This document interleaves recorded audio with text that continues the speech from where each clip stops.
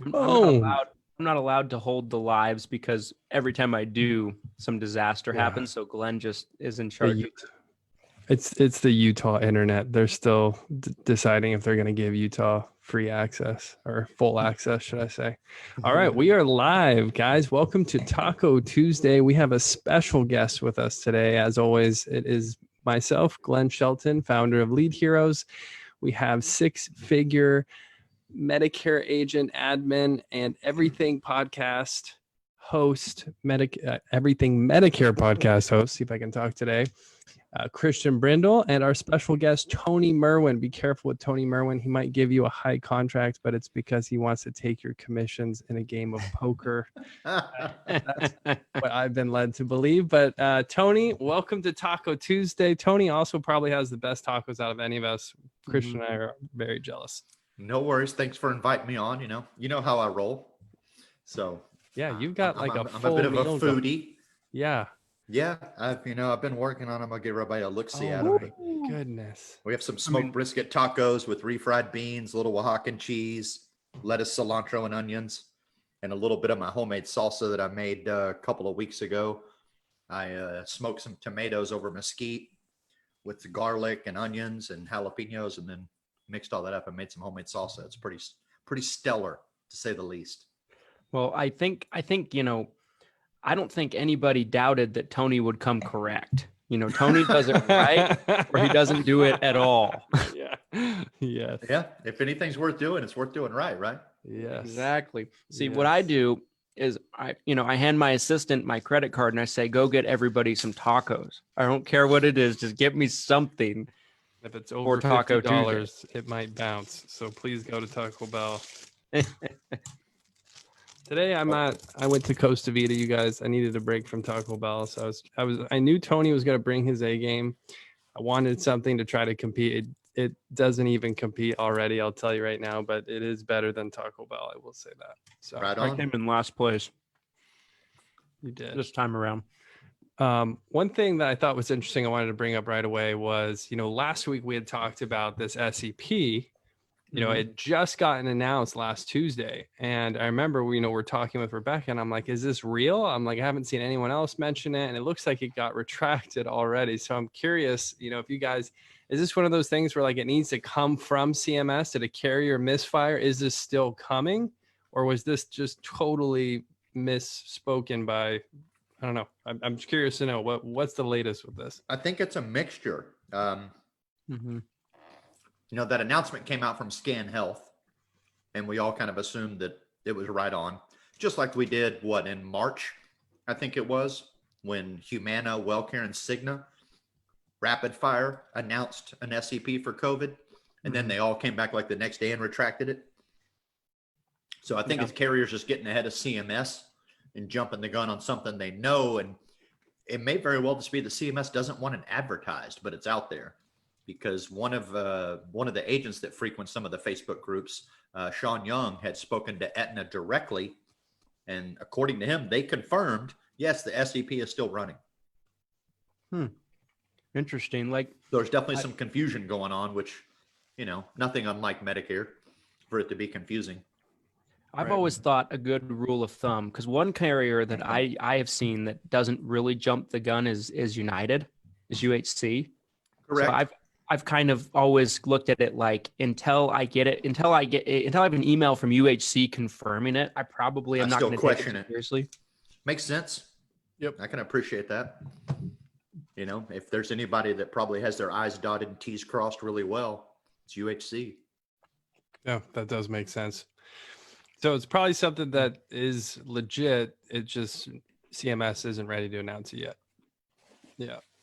So it was another false start, I guess you could say, by a carrier, which is funny. I'm going to take a moment here to see if I can compete with Tony. So this is a small, I know this really isn't Taco Tuesday friendly. This is this is a full meal right here for sure. This is a smothered sweet pork burrito. Damn. Pico de gallo and some guac on the side there. So I can appreciate that. I like that. Definitely looks legit. Yeah, so hopefully Christian and Tony, you guys can really carry the conversation here while I'm indulging myself. But Yeah, that's crazy. So Tony, one thing I'd be curious to know, I know you're very involved in the Medicare world, especially, you're seeing all sides of it, Medicare Advantage included. What do you make of kind of some of these changes we've seen with Medicare Advantage? Is this something you think is going to stick around? For example, people being able to sell telephonically from home. What do you kind of make of some of these changes that are going on? They're definitely not going anywhere. I think we're only going to continue to see those changes get easier and easier, I should say, or more permanent. But over the last 5 years, I've seen Medicare Advantage plans really loosen the reins for allowing agents to sell over the phone easier and easier, just making it simpler. And then now that COVID happened, it kind of created that shift in the marketplace where it was a requirement. If we're going to do business and we're going to gain business and gain ground in the industry, we can't let our competitors be the only ones allowing agents to sell over the phone. We've all got to make it available, and then with some of the technology that's come out in the last, I guess, 2.5 years from Connecture, Sunfire, right? Those two all-in-one platforms that are really competing for agents to utilize them right now. That's the wave of the future. It's been happening in the MedSup world for about 10 years. Every year, get a little more business, more people starting to write it over the phone, right? It's a simplified issue product. There's not a lot of moving parts. People were selling car insurance over the phone way before they started selling Medicare products over the phone. I've never met my car insurance person face to face, and I've been driving a car, well, for a really long time. We'll just say that. A couple of years. Yeah, a couple of years. And I've always just bought car insurance over the phone and electronically. Tony's I Sweet refinanced 16 my house was, over the phone. Tony's Sweet 16 was actually pretty recently, you guys. When he was Yeah, I don't know if you can tell. I don't know if you can tell. Like my Sweet 16 is an agent being licensed. Yeah, there we go. Yep. So, I mean, we've talked about it on here before, but like the Medicare industry seems to always be the last one to the party, in terms of catching up with innovations and technology and those kind of things. I think I couldn't agree more with what Tony said in terms of, I mean, I think it was a trend before COVID happened. It was moving in that direction before COVID happened. I think COVID just accelerated the process. Absolutely. Yeah. 100%. And, and you have to understand one of the reasons why the Medicare industry took longer. It was the clientele, right? We had to wait for the clientele to really catch up with us too. Right. 20 years ago, we couldn't have been selling over the phone and electronically. No way. Mm-hmm. A 65-year-old 20 years ago, we didn't have smartphones back then anyway, but I mean, they didn't have the technological savvy that a 65-year-old does today, right? Yeah. The 65-year-olds we talk to now, especially if they're coming from the professional world, right? They know how to use a computer. They know how to use email. They've got their smartphone covered. They're on Facebook, right? They've probably already attended a Zoom meeting and stuff like that in their professional environment. So it's not that new to them. But 20 years ago, I mean, it was incredibly new. I mean, 16 years ago, and I've said this before, when I started, the most sophisticated piece of technology I had to work with was a fax machine. Yeah. Yeah. Which is why it's hard for them to let it go, because it's still they're near and dear to their heart. Something interesting to kind of keep it in perspective too. Like if we're talking about 20 years ago, so we're talking about the year 2000, the people that are turning 65 today were 45 20 years ago. So they've gone through a lot of their adult lives witnessing a lot of the innovation of technology and social media. Like, whereas the people that were turning 65 20 years ago are 85 years old today, so I'm sure you've had this experience, Tony, but like I have a lot easier time working with technology with someone aging in than someone's obviously that's 85. You're 80. Absolutely. 85. And I think it's that generation gap, if you will. No, you're 100% correct. And I could even use my own dad as an example. I mean, he comes from the engineering world. So obviously he was already thrust into that as part of his career when computers came out. But we were one of the first households that had a computer back in the 80s. So he was, at that time, he was probably 45 years old. Yeah. No, actually, it was tiny. It was that little AT&T PC 6300. The monitor was about that big. Oh, okay. Just nothing but black and green monochrome. But yeah, so he was probably around 40 to 45 back then when that first computer came out. Now he's 75. So, he's savvy, obviously, but and there's plenty of other guys just like him that are out there. But a lot of it does depend on their professional environment that they got acclimated. Well, where did computers enter that environment for them? Right. So it was a requirement for my dad, working in the engineering space, that computers just became a part of it. As soon as computers were out, like they were, they were immediately thrust into his industry, and now he's bringing one home for us. Tony, what do you think AEP is going to look like this year? I think I've been telling a lot of people that I personally believe this is going to be the weirdest AEP we've ever had. What do you think? I think that's a very easy statement to make, because if it's an absolutely dead AEP and there's no business, you can be correct. And if it's the craziest AEP ever in terms of chaotic business, you're still correct. Yeah, I can't be wrong. Can't be wrong by saying that. Yeah, but I know what you mean. You actually, I know you really mean it's going to be weird in the fact that I think, at least I know what you mean, that it's going to be chaotic with the amount of business that's coming. The amount of questions and answers that are being needed. Yeah. People are confused more than ever. There's going to be a wave of people that probably delayed their Medicare enrollments this year because they didn't know what the hell was going on with the economy and with COVID. And then now they're like, well, AEP, if I don't get it done now, I'm never going to get it done. So I definitely, I agree with you 100%. It's going to be the weirdest AEP ever. And I think it's just going to be the amount of business that's out there and the amount of agents that are competing for it, because the agent base is growing rapidly too. There's so many new agents coming into this space. I've heard some chatter about early retirees. Are you guys seeing a lot of that? People who are choosing essentially to retire early just because of everything that's going on, rather than stay at work potentially an extra 5 years like they may have been planning on doing. Makes sense. I can't say that I've spoken with anybody that specifically said that, but I can absolutely see that. Yeah.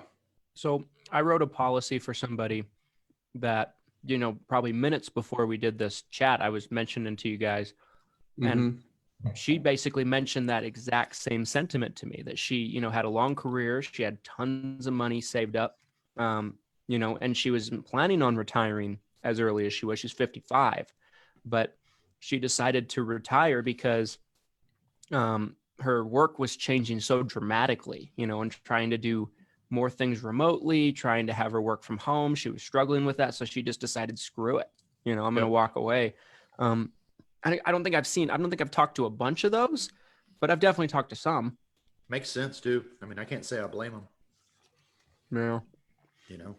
When you get used to doing something for 20 years, 30 years, and then all of a sudden, boom, you have to do it completely different.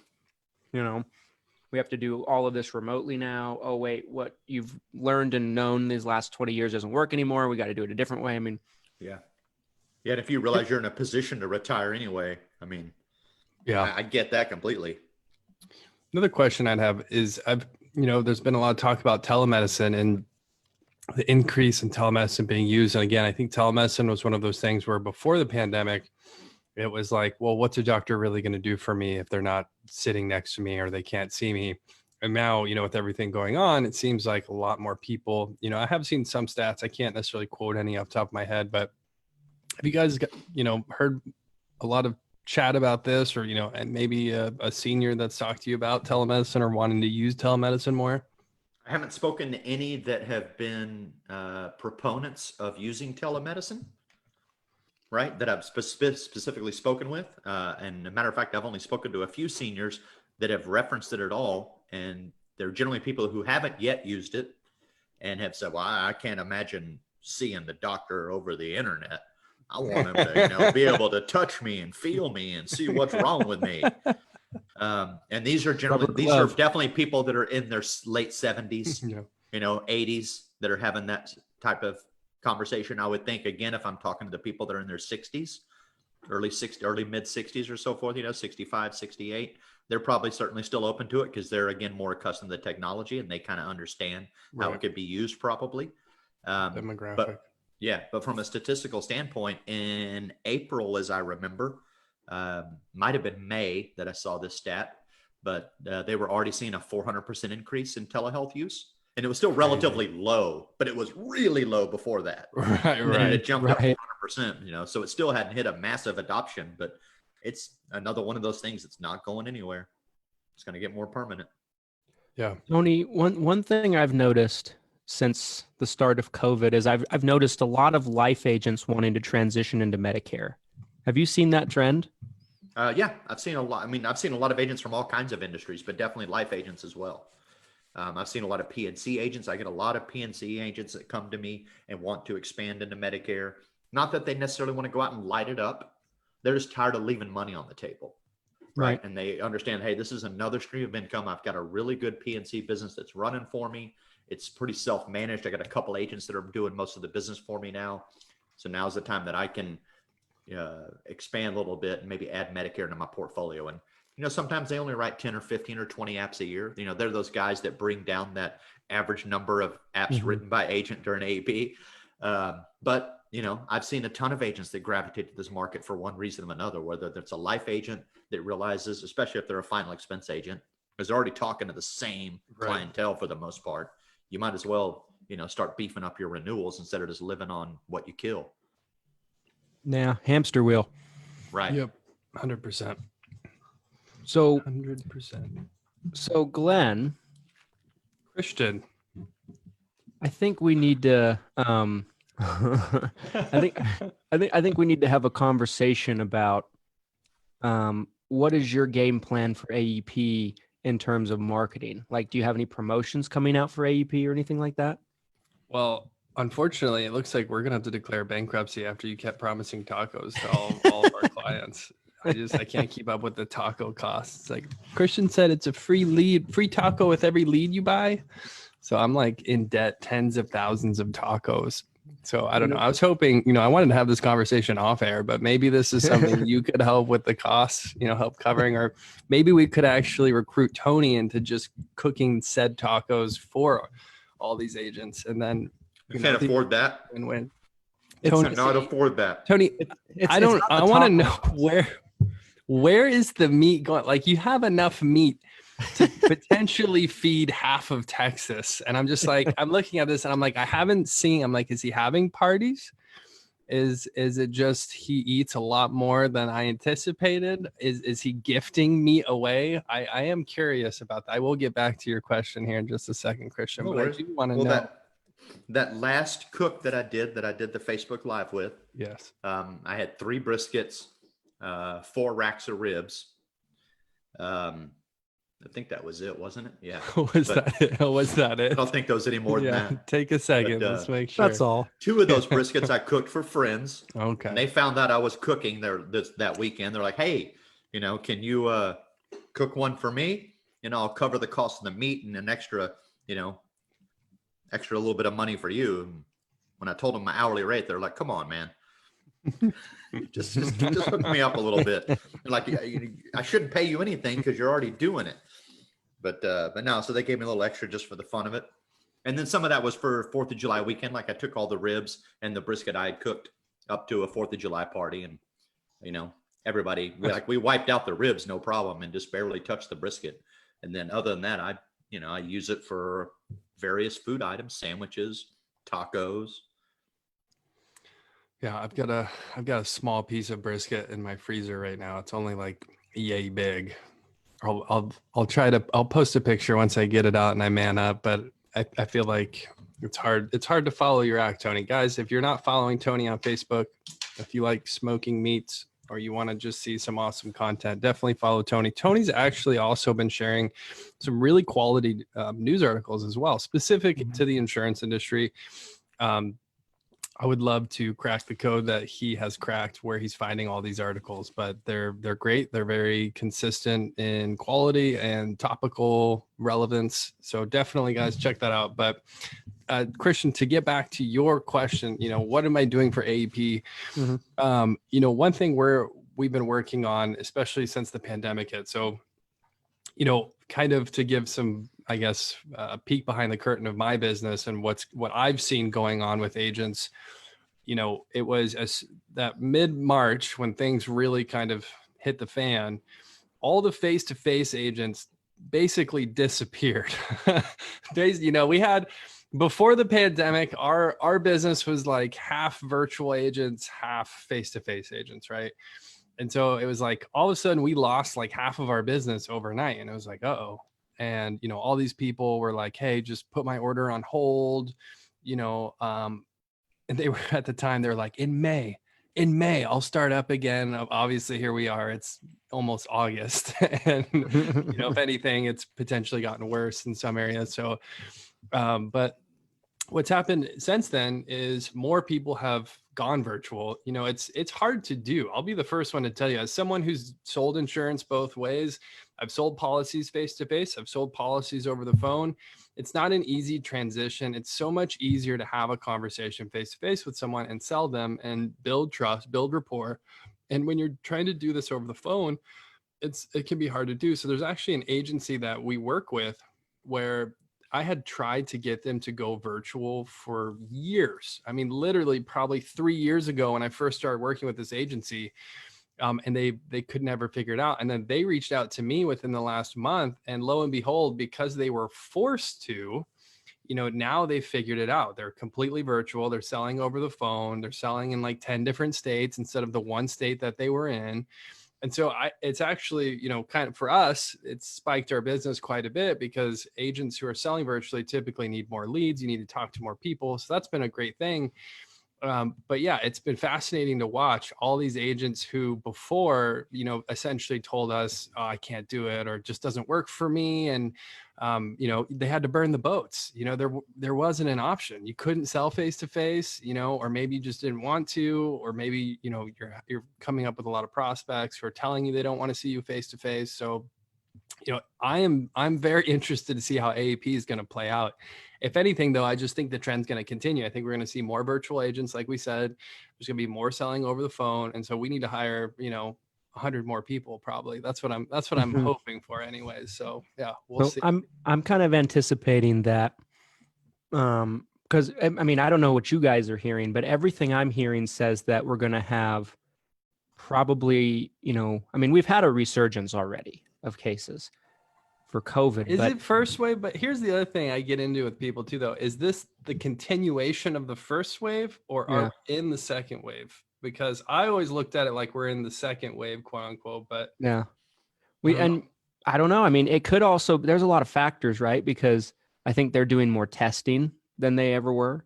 So that's going to cause the confirmed cases to rise. And I think there's a lot of variables, but I for one am kind of expecting that we're going to have an uptick of cases in the fall. I'm kind of expecting that, and hopefully I'm wrong about this. We've already been seeing a huge spike in cases, right? Because of the extra testing. So you think we're going to see another elevation of cases just from the continued testing, or I don't know if it'll go up a tick from what we're seeing now, but I don't expect it to slow down. Okay. I don't know how you guys feel about it, but like I'm kind of into, and even if it does slow down, I think, seniors are going to be on guard in terms of talking to people. And I mean, I think there's going to be a lot of factors like that. I've talked to some agency owners that are, basically ordering the plexiglass things for their offices, in preparation of face-to-face appointments. And Rebecca, is she getting some plexiglass? I think she said that. If she is, I'd like to get a Taco Tuesday like decal for her plexiglass. Rebecca, if you watch this, let me know. I won't buy everyone tacos like Christian's trying to get, but I will buy you a Taco Tuesday decal. See, it's not the taco cost that's necessarily the problem. It's the shipping costs of the tacos. Yeah. And then having to rebuy them once they open them up and they're bad and moldy. Yeah. Hail. Yeah, that would be a problem for sure. But yeah, we don't know though, right? I mean, that's the thing, is we could speculate all day here, and I don't know what's going to happen from here. I'm anticipating, again, historically, right, looking at other pandemics like the Spanish flu of 1918, not that it's a direct comparison or correlation, but, if it follows, viral precedent like we've seen before, I would think it's going to probably continue at the kind of the expansion we're seeing. I hope I'm wrong too. I hope it's not. I feel like Tony has a different opinion here, and I would like to hear what Tony thinks. What's coming? Tell me October 2020. What's going on October 2020? Guys that are positioned for telesales during AEP are going to crush it. Yeah. That's my opinion. Yeah, I agree. I mean, and some of that depends on the state that you're in. Like there's other states. I mean, a lot of the agencies that I work with where all their agents are doing field appointments, they're doing just fine. They're not having any problems. They're out there selling and writing business again. Just some of it depends on the state that you're in. Like if you're in Texas, you're probably struggling as a field agent right now, especially if you're in some of the bigger cities, because you're required to wear a mask, period. Mm-hmm. And the spikes that we're seeing in Texas with the based on the additional testing, it's huge, and then we're seeing that in a few other states too. I mean, some of the Florida cities are seeing major spikes. Arizona, Maricopa County in Arizona is going through the roof. Yeah. So, I mean, I think, and even outside of that, there's so much other stuff going on away from COVID. That's the problem. That's nuts as well. Yeah. But it's create more hypersensitivity and more fear in people. So now, I mean, not to get off the rails, but you have Taco Tuesday is about getting off the rails, Tony. Okay, fine. You have people dressed up like FedEx drivers shooting people at their front door. You have guys dressed up like they're from the CDC coming around to do investigations and surveys, and then they're breaking their way into the house. Yeah. So you have all these other things that are going on just outside of COVID right now. I wouldn't want anybody in my house either. Yeah. The other day, I had a security salesman. Some kid rolled up at my front door, and I answered the door with a weapon in my hand, not a gun, but I had a nice stick in my hand. And thankfully, he was smart. He was already 10, 15 feet away from the door when I opened it. Katana. I was guessing you're a katana man, Tony. I'm not a katana man. I'm not into kendo. I'm all Chinese weapons for the most part. I do have some nice swords and sabers, but I didn't have any of those with me. I just have a stick by the door. It's a nice big 3-foot oak stick. So I just grabbed that in my hand and opened the door and looked at him, and he was like, "Hello, sir." He's like, "Do you want some security?" I was like, "I have some. I'm all right, buddy." I think Tony would be a good shuriken man. Shuriken throwing stars. I think he'd be very accurate. Again, that's a Japanese art form. I'm in the Chinese art form of Kung Fu. But yeah. The same FedEx concept. driver. It's funny you mentioned the FedEx driver thing because I'm reading these news articles yesterday. I'm like, oh, cool. I'm like, now I get to be terrified of the one person that's in my life, the delivery driver who's that I'm excited to look for. Yeah, I'm like, now I have to wonder. I'm like, is this really something? I'm like, okay, is this a hit, man? Is Taco Tuesday getting out? Are the carriers putting hits on me now? Like, what's going on? I have to. There's this brand new fear, but right. Yeah, to kind of bring WellCare post really piss somebody off. Yeah, when I saw that post, I was like, I was like, I want to like this 100 times if I can, but I'm wondering who's watching, because that was in Gurus, and I was like, I'm always trying to. I gotta be careful. Well, on last week's Taco Tuesday, Glenn was trying to get me into trouble with the green company. You got yourself into trouble. Don't you dare blame me on that. Although I thought it was funny that the other carrier that I was trying to not reference literally got mentioned like a few days later by someone. It's repetitive. These carriers are it's the same carriers that are doing this over and over. The same problem. Absolutely. If you're having a problem with a carrier, chances are there's 100 other agents out there that are having the same problem. 100%. You're bound to trip into it. 100%. Absolutely. Yeah, with the amount of agents that we have out there that are working, primarily we're all working with the same big carriers nowadays, right? No, it's it's not like there's that. I mean, there's 35 different Medicare supplements, but we're primarily all working with the same 5 or 6 for the most part. Other than your niche cases that come up, right, where you need some of your one-off carriers that'll actually take a diabetic for this reason, or take, they don't use a height weight chart for this reason, or whatever it might be, but. For the most part, we're all working with the blue chips, Yep. And Yeah. if one agent's having a problem with that carrier on one specific issue, you can rest assured there are hundreds of other people having the same problem. You know, to kind of go back to what you were saying, Tony, like the level of fear is at an all-time high, I think, across the US, right? I just think fear and hypersensitivity, 100%. Yeah, exactly. And so I found it was interesting when you're talking about life insurance agents coming over to the Medicare side of the business. I would think it'd be easier to sell a life insurance policy now than it ever has been. I mean, I'm literally seeing people post on Facebook, like, the whole debacle right now is back to school, right? Are the kids going back to school? Are we doing it? Are we not doing it? I mean, it's like everyone's doing something different, but I literally saw a post on Facebook or Instagram yesterday, and it was like, if you're a teacher, update your will and buy life insurance. And I'm just thinking, I'm like, how are you not crushing selling life? And I know some people are. Jeff Root, shout out. Yeah, shout out to you, Jeff. I know your agency is just crushing. And anyone selling virtually like Jeff is probably doing well. But yeah, I don't know. Maybe it's just the balance though. Maybe these agents have extra time because they're stuck at home and they're just like, I'm going to start selling Medicare and life insurance. I don't know, but yeah, that's interesting.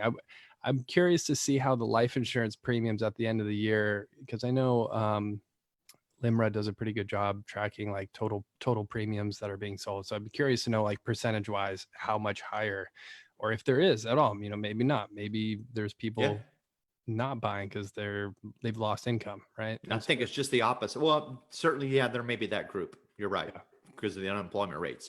But I would say the other people, particularly some of the people that are near or at retirement age, and maybe haven't really sorted out all their life insurance needs.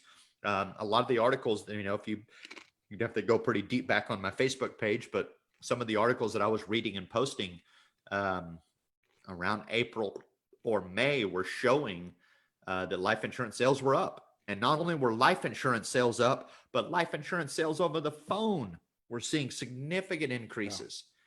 Yeah. And when I looked at it, when I stepped back and kind of looked at some of that, and I broke this down on the that Thursday morning podcast I do with Ali Saleh, Coffee with Ali and Tony, where if you ever look at the Maslow's hierarchy of needs. Shameless plug, guys. Check it out. There you go. But it's great. It's great. Like I've watched a couple of episodes you guys have done together, and like I mean, I think you guys do a really good job with it. Like I've caught myself in the morning listening to it, and like I'll be listening to it like driving to the office, and then like I have to get on the phone, but I don't want to turn Tony and Ollie off. Thank you. That's nice to hear. I appreciate that. Yeah, that's a spokesperson right there. No kidding. Put that on a t-shirt. Yeah. Right. But what I was, to get back to what I was saying, something that I brought up in that show was, if you look at Maslow's hierarchy of needs, everything that's happening in the world right now, primarily in regards to COVID, has knocked us off of those top levels of Maslow's hierarchy needs. The things that, the luxury items, nice wine, designer clothes, whatever it is. And we're at that very base level, security of life and health. Yep. Mm-hmm. Right. 100%. And that's now a new question. Everybody's wondering, am I healthy? Is my security in order? And that's where agents that are truly empathetic and work hard, probably might have to make a few more calls now than you used to. Right. But if you can get in the door, you're going to hit a home run, because those people have their books open and they're like, look, here it all is. And I was talking to agents that were telling me, they're like, man, they had everything opened up. They're like, here's my life insurance, here's my health insurance, here's my annuity stuff, here's my retirement, here's my IRA. What do I need to fix? Because it's all in question all of a sudden. And agents that were able to get in the house, they could, they may not sell as many customers, but they're selling each customer more product. Yeah.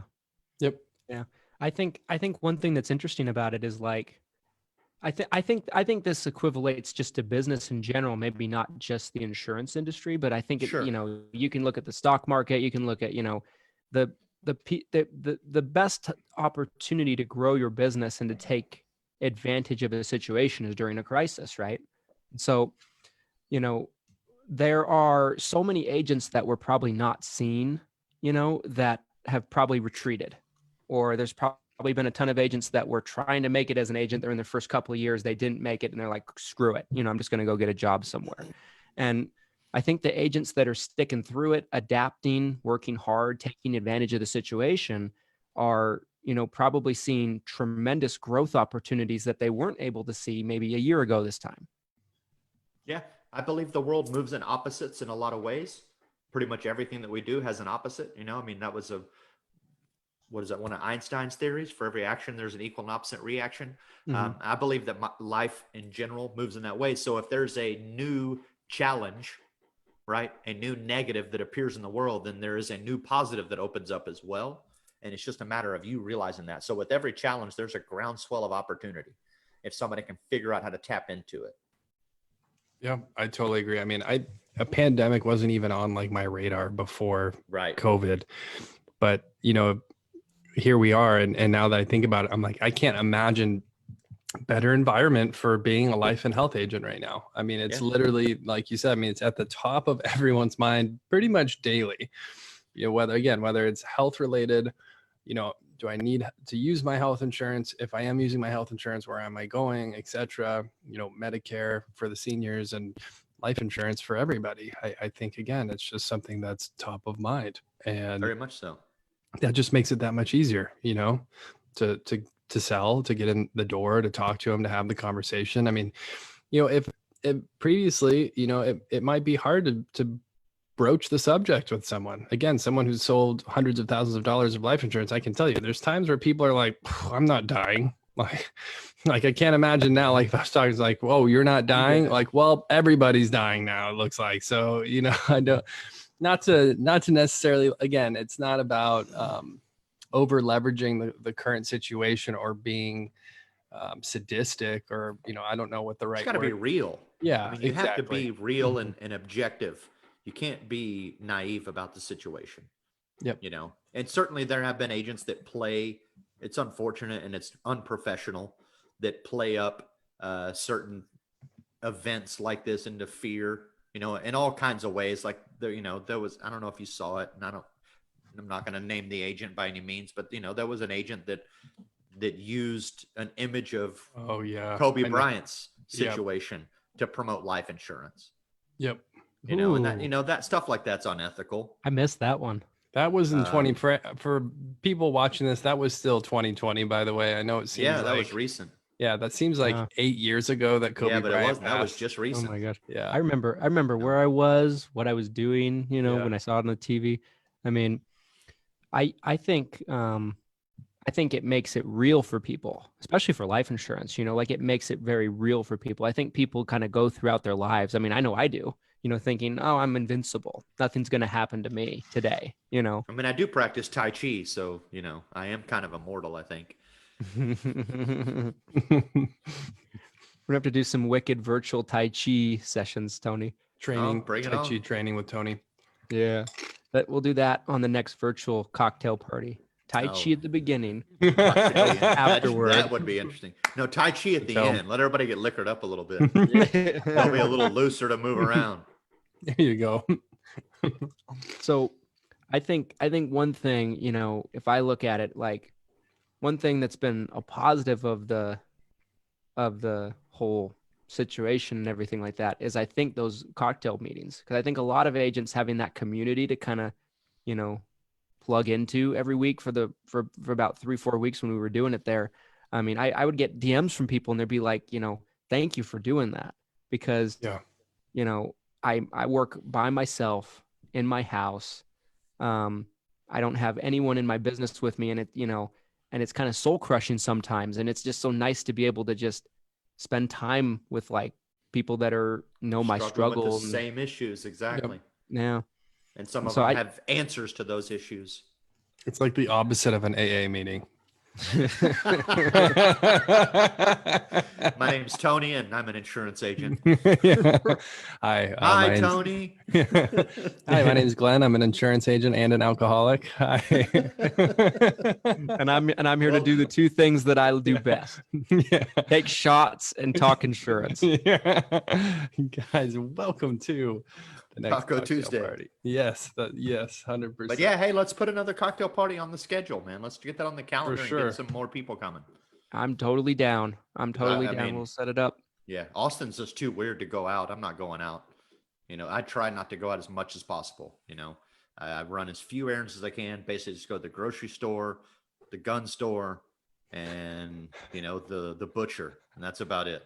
You're the most Texan that I've ever met, Tony. And that wasn't a miss. I did not misspeak there. He is. No worries. He bleeds Texas, and I love it.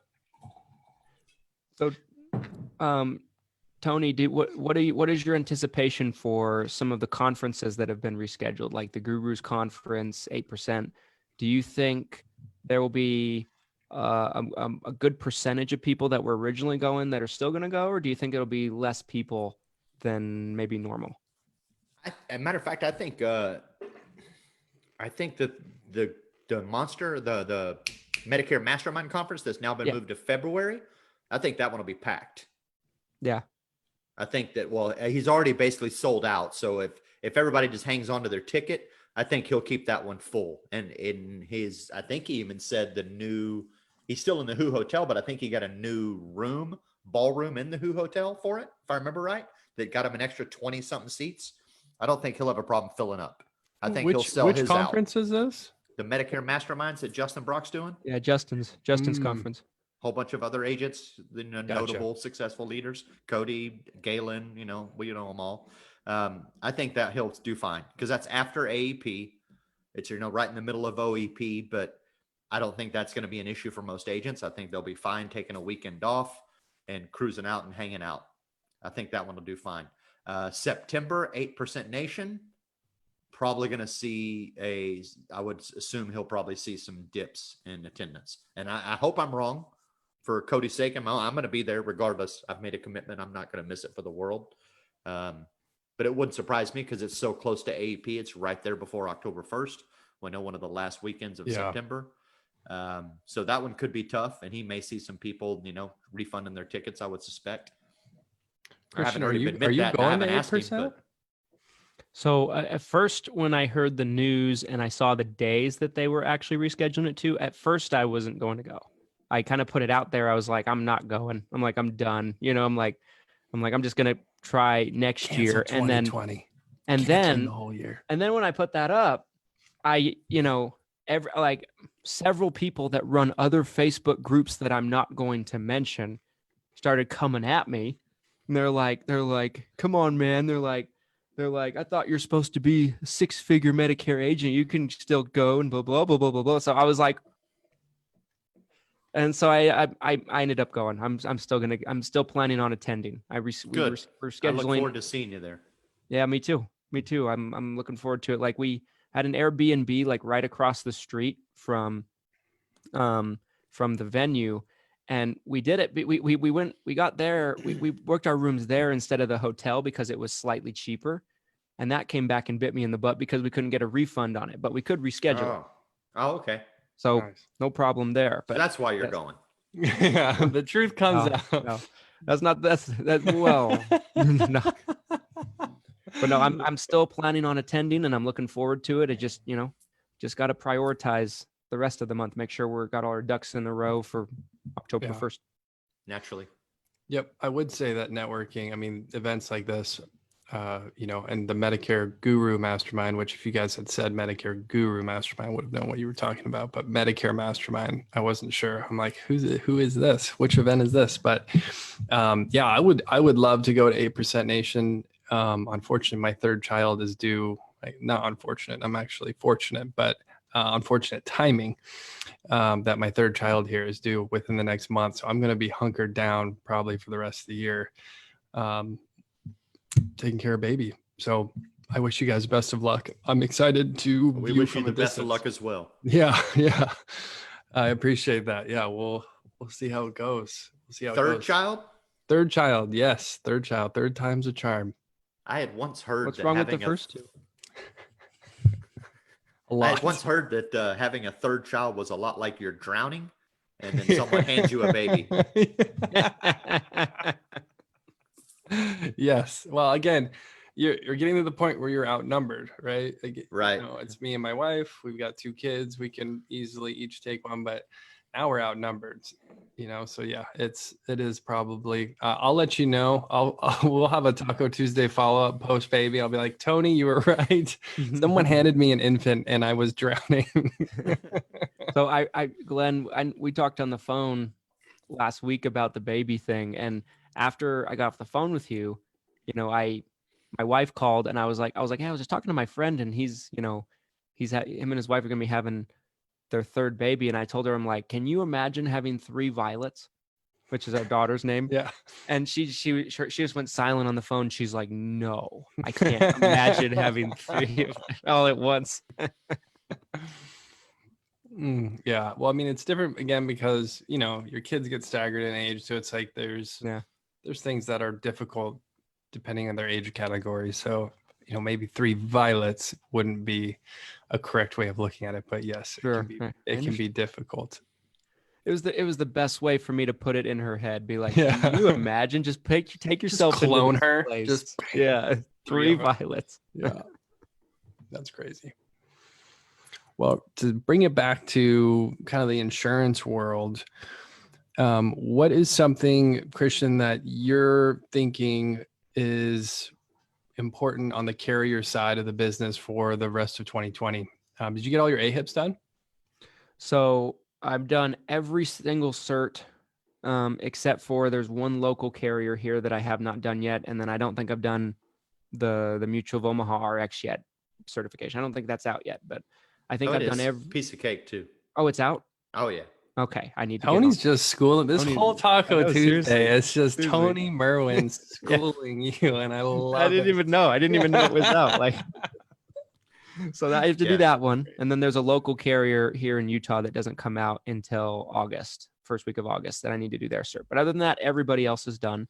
I think in terms of carriers, I just think it's going to be interesting to kind of see how they do their rollout meetings. I mean, I'm sure they'll do them all virtually. They'll probably just do webinars and things like that in the local markets. So kind of anticipating that. Usually Aetna, Humana, and a couple others come to our office and do a meeting here in Utah for all of our, Utah agents. I'm not expecting that this year. Naturally.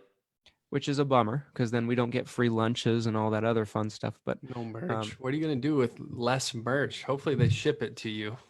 I don't know. Like, people will come into my office, and it seems like every time a client walks into my office, they walk out with some kind of carrier merch. I'm like, I kind of need that. I'm like, I now have to go get more, so I have to make it through AEP with the merch we have, I guess. But Tony, did you get all the AHIPs done? Yeah, I got them pretty much all done that first week of July. I just went and knocked it all out. As soon as AHIP came out, I was done with it by Saturday. I think I just sat on Saturday and knocked out AHIP real fast, and then turned around and just knocked all my carriers out in a week. How many agents do you think are failing? Because you get what, 3, 6? Is it 6 tries? Supposedly you get 6 on the AHIP now, but there's still carriers that only accept it at 3. At 3.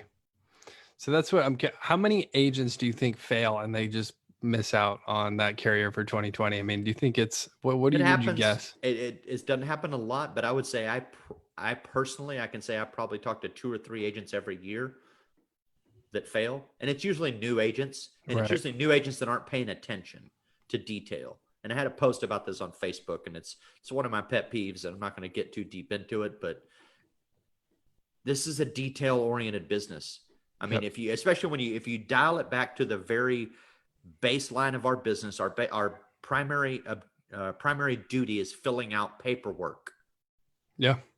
Right. Yep. Now we do it more electronically, or we just talk about it, but that's primarily what we do as a task, is we're just filling out paperwork. And if you can't be detailed enough to fill out paperwork properly, you're going to struggle in this business. And you have to take time and read the instructions. And you have to take time to read the email the carrier sent you, because it has instructions in it. And when you glide by those instructions, you're going to make mistakes. And those mistakes can sometimes cost you your 4th attempt on AHIP, that now you can't contract with Humana for year 2020. And they're the hottest product in your area. Those instructions that you miss can result in you not having the non-resident license you thought you had active in a certain state. And now you have an agent producing there and you're not getting paid overrides on it. I mean, I see agents make these mistakes that cost them hundreds of thousands of dollars in their business. It's funny. I can't think of a better way to keep someone from coming into the industry than saying, hey, this is literally just filling out paperwork. That's really what it is. I mean, but no, that was something that I don't think I quite grasped when I first got into the industry, is like, if you do it wrong, it can cost you the entire sale, or it can mess up the policy, or the underwriter, doesn't know what's going on. So yeah, you're absolutely right. You're really managing that application, which is paperwork, whether it's virtual or physical paper. Yeah. It really is that simple. So Tony, I mean, tell me if you've had this same experience. I'd say I have more agents that will basically get as far as starting to fill out contracts with some Medicare Advantage carriers, and they'll psych themselves out on AHIP because they hear so much horror stories about it from other people, and they won't even give it a shot. I think I see way more agents that fall into that category than the agents that actually put the money down, pay for it, and then fail 3 times. Would you say that's accurate? It certainly could be. That's not the scope of the agents that I see in the business or that I work with. So that's going to be skewed for me because I primarily work with agents that are already experienced at being an agent and they're just new to Medicare. Right. I'm generally not working with neophytes so much. Occasionally I do, and that's usually but it's still usually a person that is experienced enough in business, or at least thinks they are, and decides that they can tackle being an insurance agent in the Medicare space on their own. So I mean, like I have PNC agents that, like I've said earlier, and they come brand new to Medicare. I see those guys fail, and it's usually because they're not taking it serious, right? A lot of agents come from other sides of the industry, the insurance industry, and they think that Medicare is just some cakewalk that they're just going to run into and get my Medicare contracts and start ripping it. Buckle up, Buttercup. There's AHIP, there's carrier certifications. You're looking at 4 to 6 weeks of ramp up time before you're even ready to start dropping leads and selling. Yep. So, I mean, I see so many agents that think that because they've been crushing it in one specific space, that they're just going to roll into this and it's no big deal. And and these are the agents I'm pointing at because they gloss over all of the details. Yep. And then they call me up 4 weeks later and like, hey, what's going on? I'm like, well, apparently, I know what I want to tell them, and I don't because I'm nice, but I'm like, well, it's not as easy as you might think it is. There are some details. I highlighted them in this email over here to you, and I tried to point them out to you on the phone, but you didn't refuse to pay attention. It's probably a good natural filter though, right? To keep a lot of people out of this industry or unfortunately, that makes and I try to think that I'm super transparent when I talk to people that are new to Medicare, agents that are new to Medicare. And I'm like, look, these are all the steps you're going to have to go through to get yourself up and running. Yep. Just to get your contracts up and running and ready to go. These are the things you're going to have to knock out. These are the expenses you're going to incur. Yeah. No, I totally agree. Well, Tony, I appreciate you coming out. We're coming up on the hour mark, you guys. I would like to go over some final thoughts. Christian, any final thoughts on today's Taco Tuesday that you want to share? I mean, my personal final thoughts would be going to be a very unusual AP. But weird. I'd say, if my final thoughts would be if you have to do tacos, do them Tony style. Don't just go through a drive-through. Do as I say, not as I do. Okay. No, but in all seriousness, guys, I think that's a great point that Tony just made. Like if you're coming into this business and maybe you're just brand new to the Medicare business, you gotta get. It's probably going to be about a month of turnaround time, if not maybe a little bit more, to get everything up and rolling, for you to get through your contracts to get processed, for your you get through AHIP, your certifications. It might even take you a little longer, who knows? But it's not for the faint of heart in terms of following the steps. And so that's I liked what you said there, Tony, and I agree with you. Yeah, well, and and I'm not experienced in other insurance markets. I've always been a life and health guy, and I've primarily been a Medicare guy. So I can't say that other sides of this business aren't as detail oriented as this one is. But I mean, come on. This one is as granular as you can get. I mean, it's a government program we're dealing with. So you already got so much compliance and regulation just on original Medicare itself that we all have to wrap our head around, not to mention the numerous slew of products that we have to deal with. So, I mean, it's an intense market, but the opportunity is huge. One thing I wanted to just throw in there as my final thought, this was interesting. I went with an agent here in Utah on a home appointment to kind of observe him because he wanted me to, and just to kind of see how he would do and just to see if he missed anything a couple of weeks ago. And, we were talking to the person about the scope of appointment, and he was explaining, the scope of appointment before we could kind of go over some details of some things.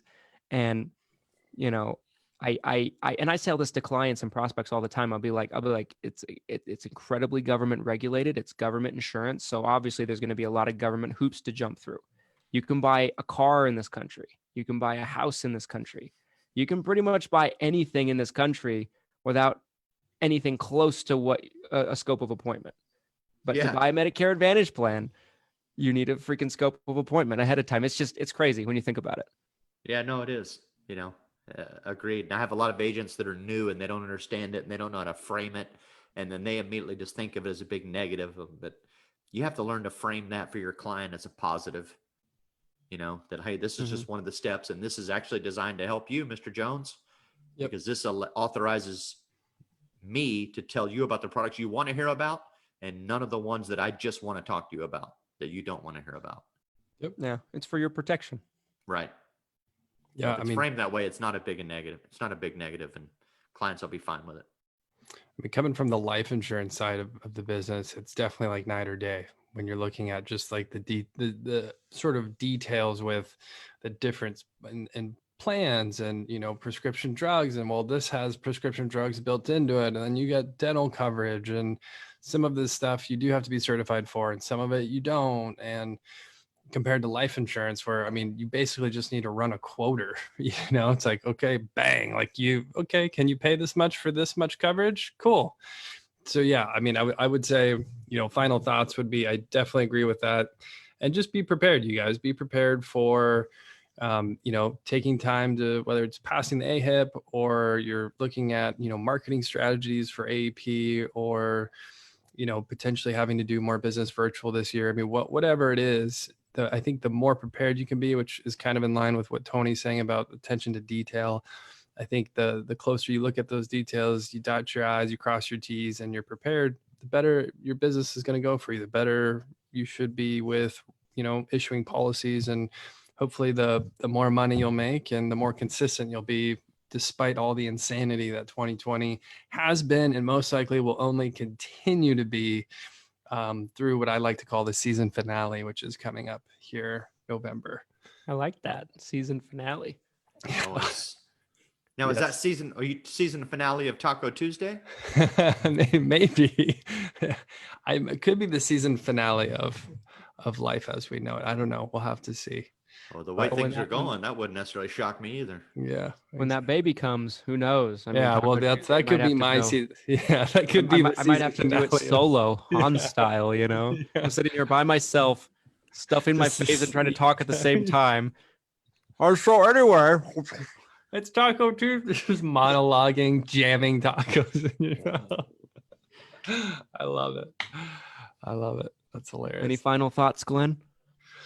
No, I mean, I think that's really it. I'm loving the new format. I love having a guest on, Tony. It was awesome being able to chat with you. I look forward to the next cocktail party, and I definitely want to be on there.